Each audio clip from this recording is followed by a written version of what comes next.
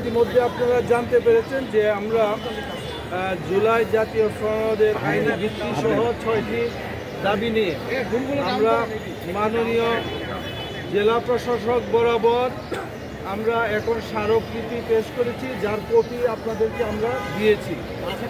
আমরা মোটামুটিভাবে যেই 6টা দাবি নিয়ে আমরা কথা বলেছি বা দাবি জানিয়েছি, সেগুলো হলো অবিলম্বে জুলাই জাতীয় সনদ 2025 ঘোষণা করা এবং এর আইনি ভিত্তি দেওয়া, ঘোষিত জুলাই জাতীয় সনদ 2025-এর ভিত্তিতেই ফেব্রুয়ারি 2026-এর জাতীয় নির্বাচনের আয়োজন করতে হবে।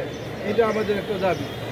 জুলাই জাতীয় সনদ 2025-এর আইনি ভিত্তি প্রদানের জন্য আমাদের প্রস্তাবনা হচ্ছে জুলাই জাতীয় সনদ 2025 স্বাক্ষরের পর 2 মাসের মধ্যে গণভোটের মাধ্যমে জুলাই সনদ 2025-কে সাংবিধানিক ও আইনি মর্যাদা বা বৈধতা প্রদান করতে হবে।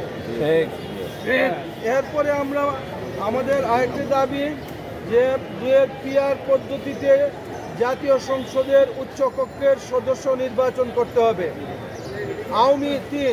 আওয়ামী ফ্যাসিবাদ ও তার দূষরদের অপরাধের দৃশ্যমান বিচার করতে হবে। 4, আওয়ামী ফ্যাসিবাদের সব দূষরদের রাজনৈতিক কর্মকাণ্ড স্থগিত ও নির্বাচনে অযোগ্য বলে ঘোষণা করতে হবে। 5, নির্বাচনে সবার জন্য লেভেল প্লেইং ফিল্ড তৈরি করতে হবে। অবৈধ অস্ত্র, পেশিশক্তি, কালো টাকার প্রভাব মুক্ত সুষ্ঠু নির্বাচন অনুষ্ঠানে কার্যকর উদ্যোগ গ্রহণ করতে হবে। দেশের সকল প্রাথমিক বিদ্যালয়ে গানের শিক্ষক নিয়োগের প্রজ্ঞাপন অবিলম্বে বাতিল করে ধর্মীয় শিক্ষক নিয়োগের কার্যকর উদ্যোগ গ্রহণ করতে হবে। এই দাবিগুলা আমরা মাননীয় জেলা প্রশাসকের মাধ্যমে প্রধান উপদেষ্টার কাছে আমরা জানাইতে চেয়েছি এবং আমরা আপনাদের মাধ্যমে দেশবাসীকে জানালাম। মানববন্ধন বিভাগীয় সদরে এবং ঢাকায় হবে পল্টন মোড়ে 14 অক্টোবর, আর 15 অক্টোবর মানববন্ধন হবে সকল জেলা সদরে। আমরা আশা করি ওই সমস্ত কর্মসূচির সাথে আপনাদের সার্বিক সহযোগিতা পাব।